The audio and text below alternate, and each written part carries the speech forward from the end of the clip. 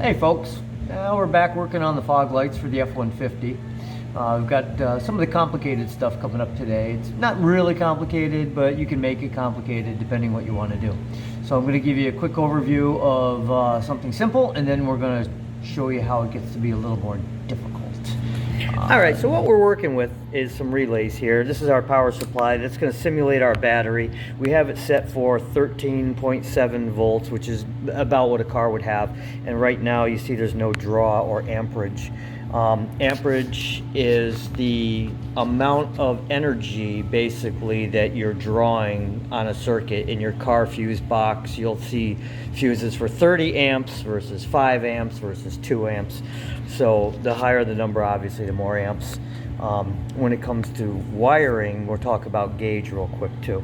So we're going to run our fog lights through a relay. The reason we want to do that is because we can have a really tiny switch in the truck going to these contacts, the small contacts, and use really big amperage through the large contacts. Now this one's a little bit of overkill. It is 12 volts, but it's at 75 amps. Our lamps probably at most draw 10, if that. So what we're going to do is basically take this relay. It's a remote control on-off switch is what it is, using little amperage to transfer and change, turn on and off big amperage. There are a bunch of different kinds of relays. This one has multiple contacts. This one only has 2. This is known as normally open contacts. And what that means is when the relay is at rest, the contacts are open or off.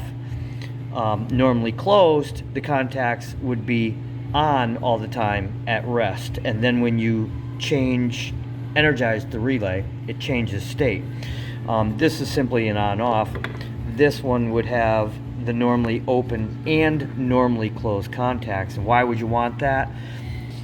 If you have some sort of an indicator, say you want to turn on a motor or a pump, you can use the normally closed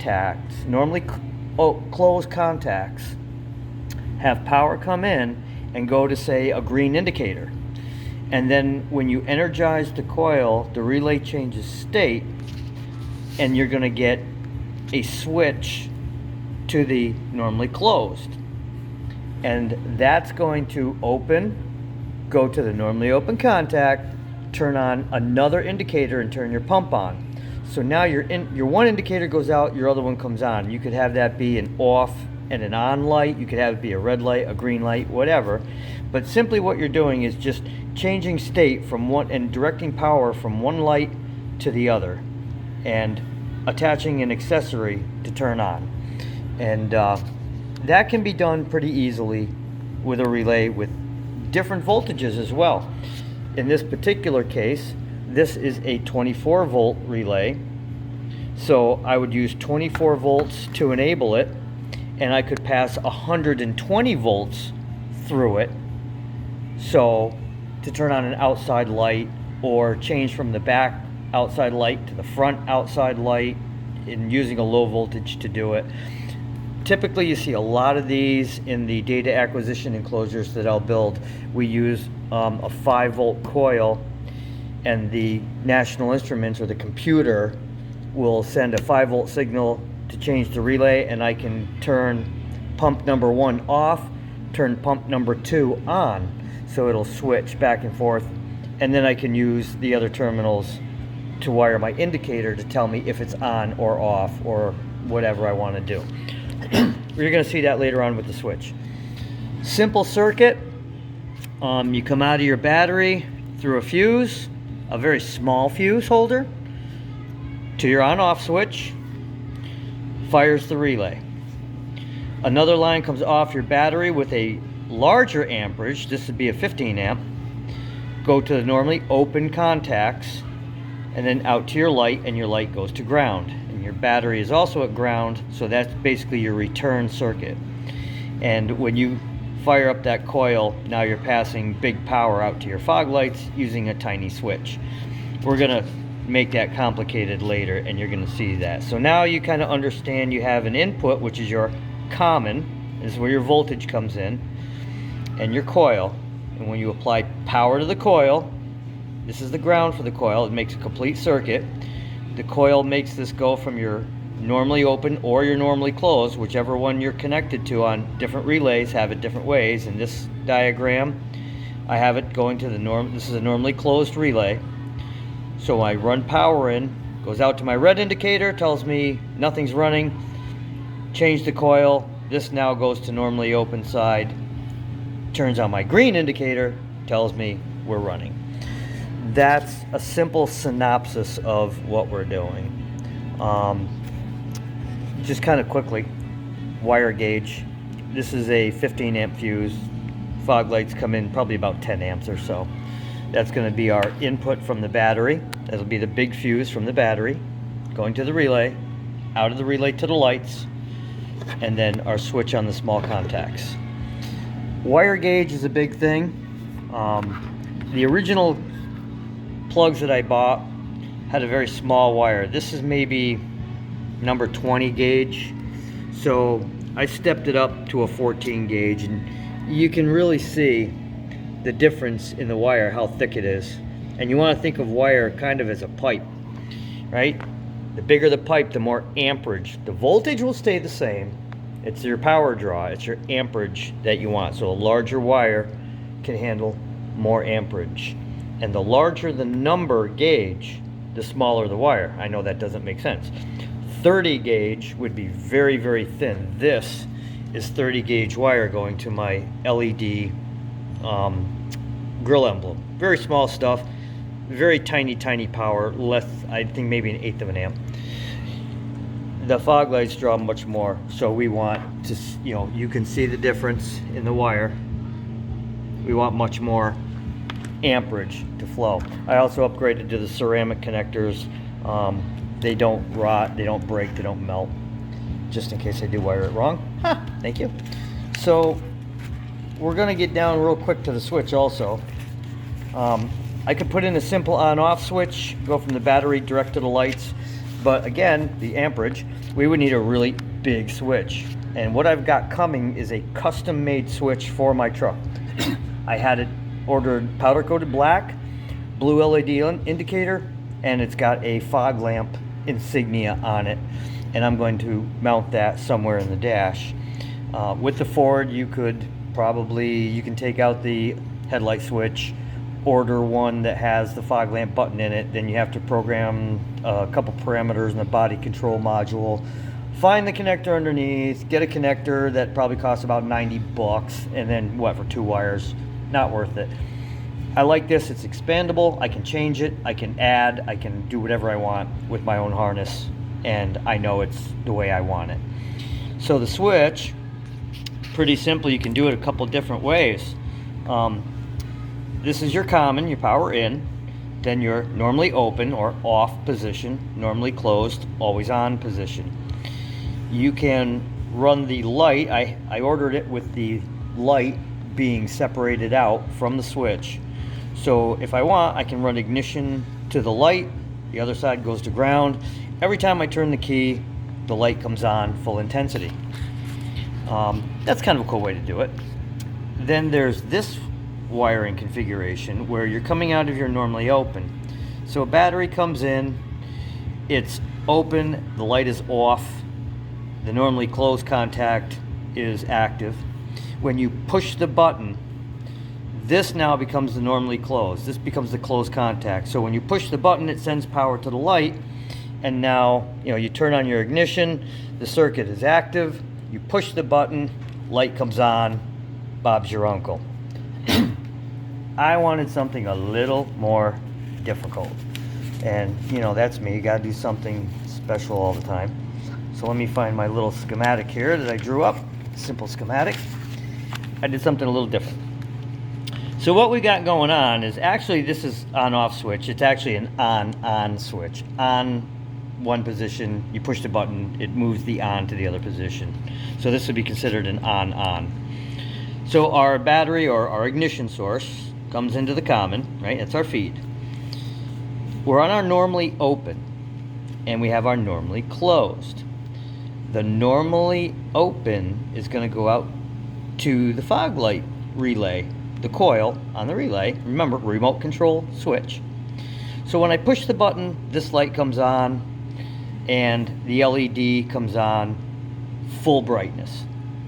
In the meantime, when I'm not using the fog lights, I have it wired to the normally closed. Remember, in the off state, this is closed all the time, passing voltage. It's not going out to power anything other than the LED. And what I have here is a resistor to dim down the brightness of the LED. I'm not sure about the 10K. I don't know what value. I want it to be half brightness, so I got to figure out the value of that resistor.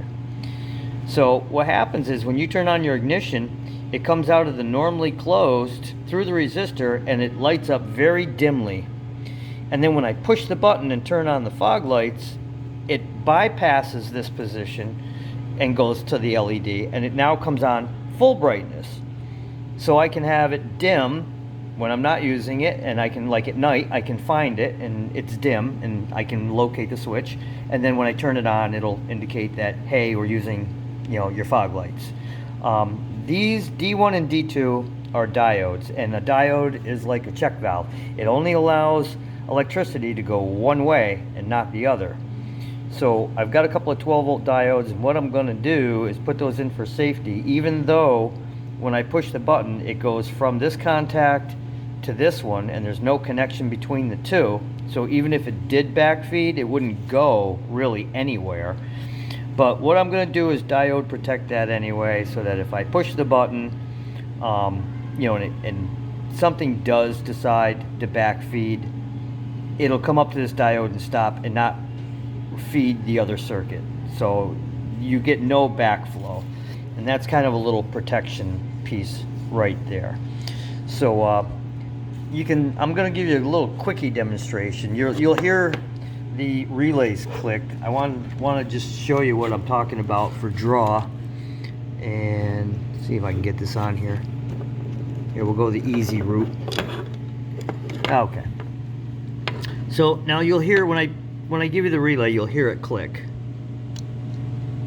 Provided I'm connected. Okay, here's a perfect example why it's not working. These are diode protected, so you can only hook them up one way. Ground has to be on a specific terminal, and on this one the coil ground is going to be 85 and 86 is plus, so they actually call that out. You have to have it correct or it won't work. The diode, that symbol is for a diode, and that means it's protected. And you can see the contacts 87 and 30, those are normally open. So let's get my wiring together here, see if I can get on it. There we go. And now we'll get our coil to fire. There you go. So you can hear that. And that draws less than half an amp. It's 0.27. So that's under half an amp of draw at 12, 13 volts. The other relay, which is over here, this one, probably the same thing. Probably diode protected. Oh, okay, so you see that one comes on. This actually has an indicator to tell you that the relay is in active mode. And that draws even less. That's 0.19 draw. So that's real tiny. Maybe 2 tops. So there's very little draw from this current. I mean, under half an amp. Whereas when you put those big honking lights on there, it's going to be, those things are going to draw maybe, like I say, 10 amps. You figure that's the maximum, the two combined together. So that's why we use relays. And relays are cool because you can actually, like I said before, you can use 24 volts to power 124. Whatever you want to do. Relays are very, very versatile. They make simple circuits. When this is all together and we start actually getting this installed, you'll be seeing where I start mounting, getting ground, getting power from. We're going to get fuse block power. There is actually a fog light output that is in the fuse box and is rated for 15 amps. Going to my relay though, I'm going to use my own fuse holder at 15 amps. I don't really want to tie into any of the truck wiring. the computers these days, and like I say, you can go in the body control module and activate fuse, fog lights, whatever you want to do. But I'm going to do this way, and as we get into it, I'll do a real-time mounting and show you where all of this stuff plays out. Okay, I just thought I'd do one more quick thing. I've got our 13.9 volts, technically 12 volts, but when your vehicle's running, it's like 13.8, 13.9. So right now there's no draw because the light is off, and I just temporarily ran a wire to it. Not a very big gauge, just a tiny gauge. But when we put power to it here, and now we have our light on, and you can see this is the draw. It's way less than I thought. These are really efficient bulbs. 2.92 amps. Now it did drop the voltage a little because this isn't a battery, it's my power supply. So when the truck's running and the alternator's running and the battery's full, that'll be 13.8. You'll probably see maybe it's at 3 amps, maybe 3.5, 4 amps draw, and the light will be a little bit brighter. So, like I say, there's a lot of loss in this small wire, but that just gives you an idea. You remember the coil was 0.2 amps, and this is 2.9 amps. So that's how you can kind of check your draw if you have something like this. I mean, there are manufacturer specifications. I didn't bother looking them up. I knew I was going to put these in regardless of the amperage. So, but I had a pretty good idea. I got some 14 gauge wire.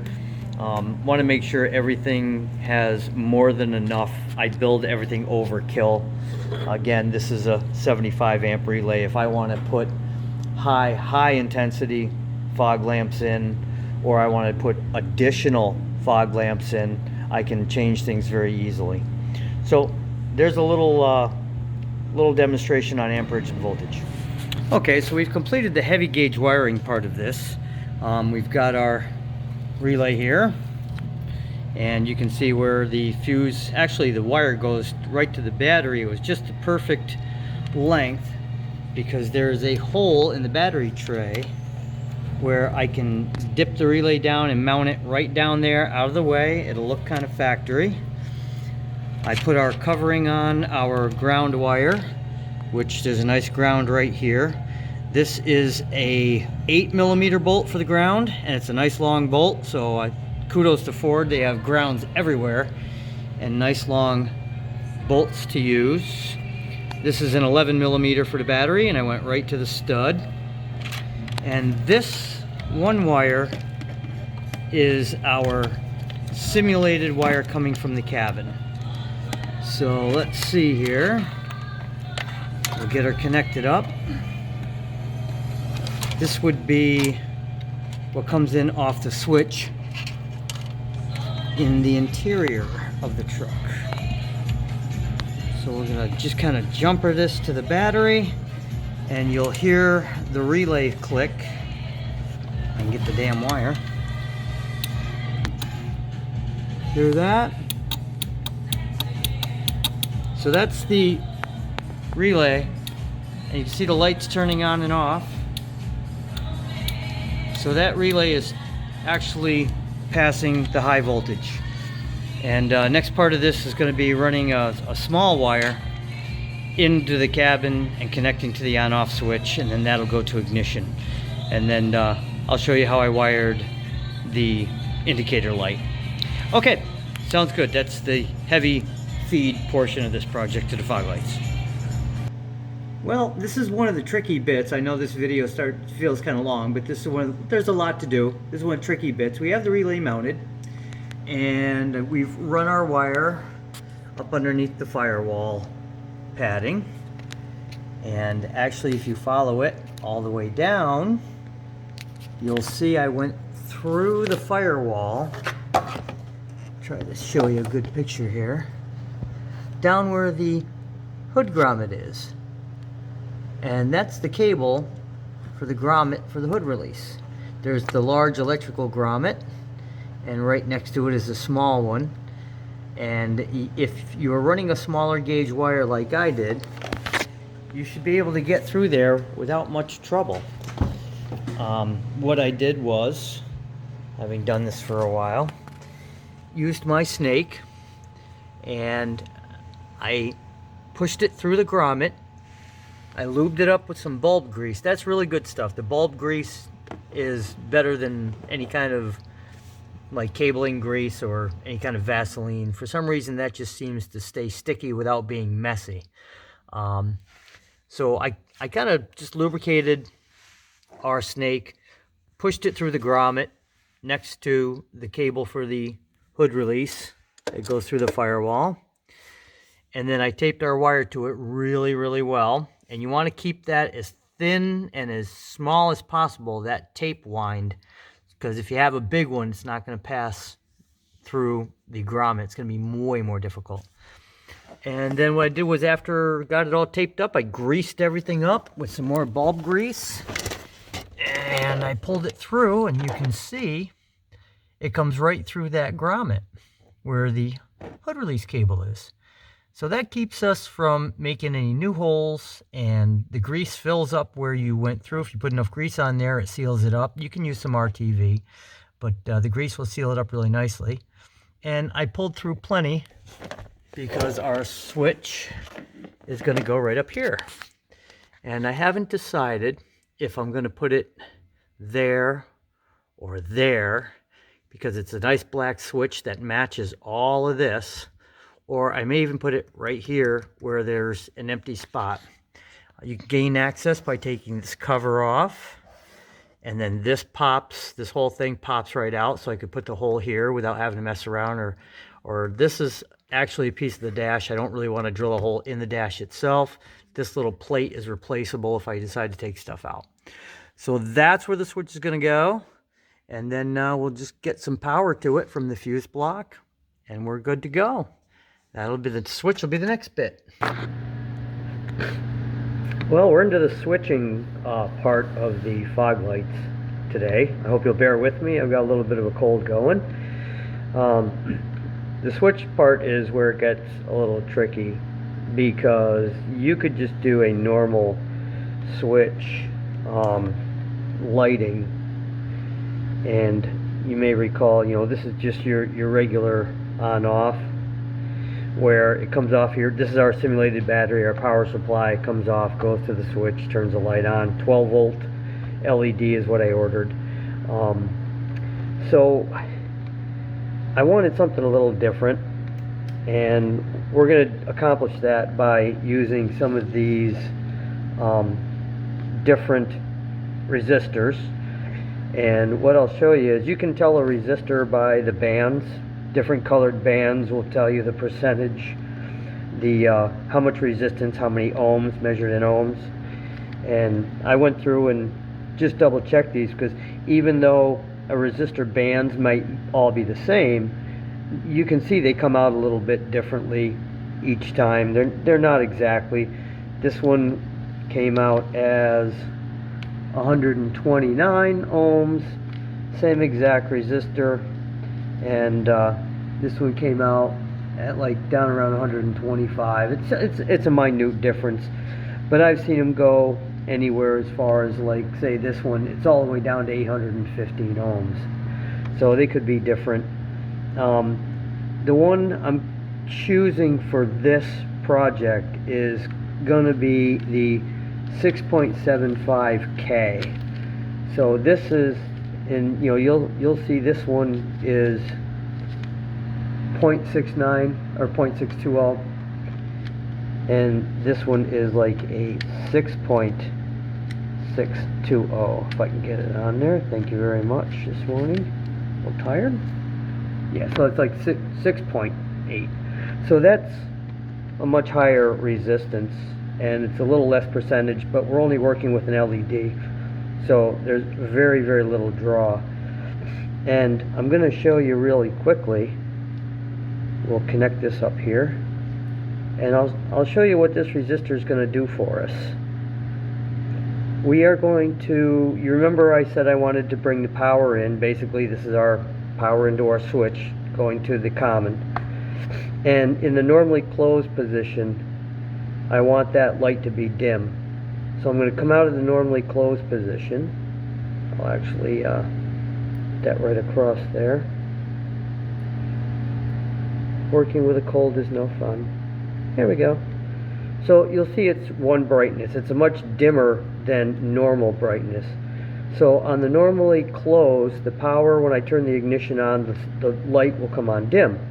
When I come out of the other contact, the normally open contact, when you depress the switch, it will actually send full voltage to the light, and you'll see it gets brighter. So I've got this, dimmer and brighter thing going on. And that's going to give me the ability to, when I'm just turn the key and the light comes on, in the evening, I can tell where this switch is. It'll be dimly lit. It'll match the intensity of the lights in the dashboard. When I turn the fog lights on, it'll come on brighter because it'll now be going through the normally open contact, and that then closes when I depress the switch, turns on the fog lights, and sends direct voltage across the contacts to the light. So that's kind of the idea through all of this. And I'm going to solder this up nice, and I'll show you where all the wires go, and then we'll come back real quick and give you just a final view. The one thing about this switch, I ordered it small. I custom ordered it black finish to match the light panel in the truck, and I wanted blue LED with this legend. The company that sent this to me did a really nice job. This is really a nice switch. The contact is very firm, very positive. The contacts are nice and kind of beefy. I knew this was going to be for not huge amperage, but remember, the relay in the truck is handling all the big amperage for the lights. This is just turning the relay coil on, which is, I think we figured it was less than half an amp in our last video. So that should be that, and I'll solder that up nice with our little solder station here, and we'll do a quick comeback. We got all the small stuff completed, so here's a functional of what this looks like. This, again, turn on our ignition, right? Simulated ignition, and the light comes on in a dim fashion, and you can see our accessory is off. And then when you depress the switch, it brightens, and you can see our little emblem lights up with our LED surround in the back, and you can see how much brighter that is. And then we depress it, and it goes into dim mode. Turn off the ignition, and light goes out. There we go. The minuscule amount of wiring, soldering, tiny bit. You can see, well, maybe you can't see. We'll find out here. Try to get you in there a bit. But you can see the little bit of wiring that we had to do. The red and black are the output to our accessory. We'll take those off to kind of clarify things here.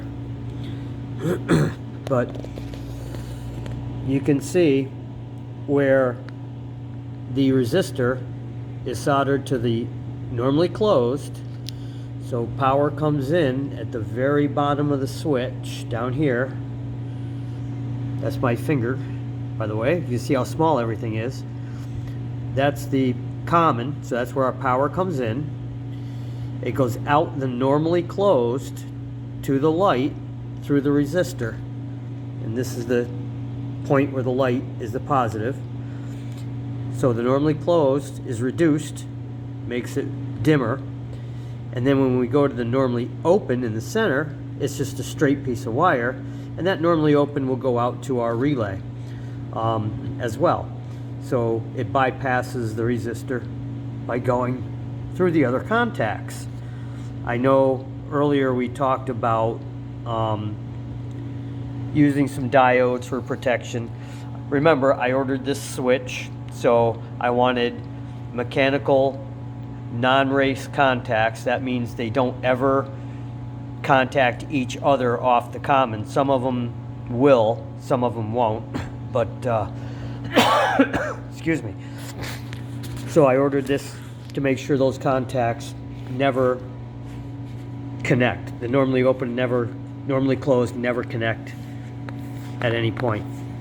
Got my nice little legend there. going to mount this switch, I've discovered that it's very, very, very small lip on that. You can see how small that is. So I have to be super careful with drilling out and mounting this. And everything on here had to be so super compact with the resistor and everything, because remember, when you go to mount this, you still have to put your nut. It has to go around everything so you can screw it into your mounting hole. So that's why everything had to be so super tiny, minute soldering. And there's a lot of even finer, minute soldering than this. I mean, for your home garage, this is pretty good. So we'll get this mounted up and get it in the truck, and then we'll be all done. I haven't really decided exactly where I wanted to mount it yet. I thought about the light panel, and then I thought about it looks a little better in the dash itself next to the spotlight switches, so I may go there. But we're gaining on it.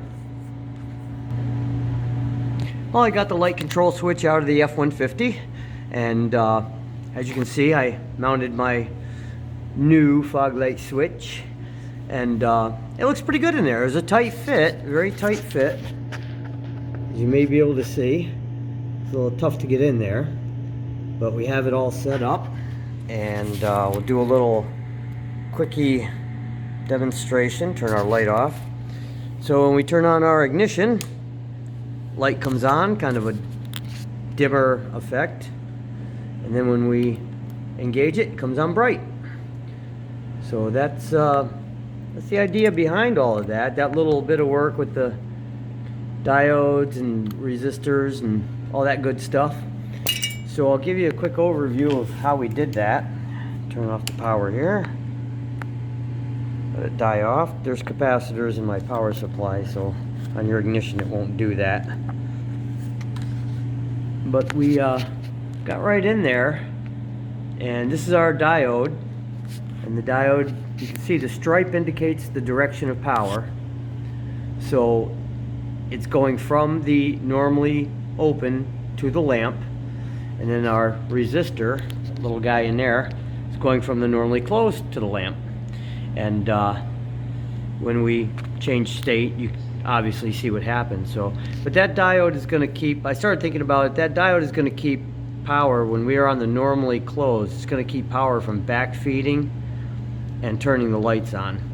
So that has to stop voltage. It's like a check valve. So that stops the voltage so that, you know, our lights don't get bypassed, try to come on through the resistor on a common point on the lamp. So, and that's what that diode does, just some protection. And I guess we're all set. We're gonna go wire this in the truck. And just one thing to know, when you unplug that that little control, the headlights will come on and they'll stay on for a while, maybe 5, 8, 10 minutes, and then they go back out. So it seems to, it I guess tells the body control module that, you know, you've either exited the vehicle or whatever.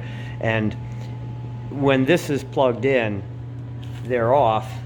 And the minute I unplugged it, the headlights came on, and I had to sit there for a while and make sure they went out before I did anything else. So just if they come on when you unplug it, don't freak out. It's normal. Okay, next. So that came out pretty nicely. You can see I got the switch plate all back installed, and the fog light switch looks almost factory.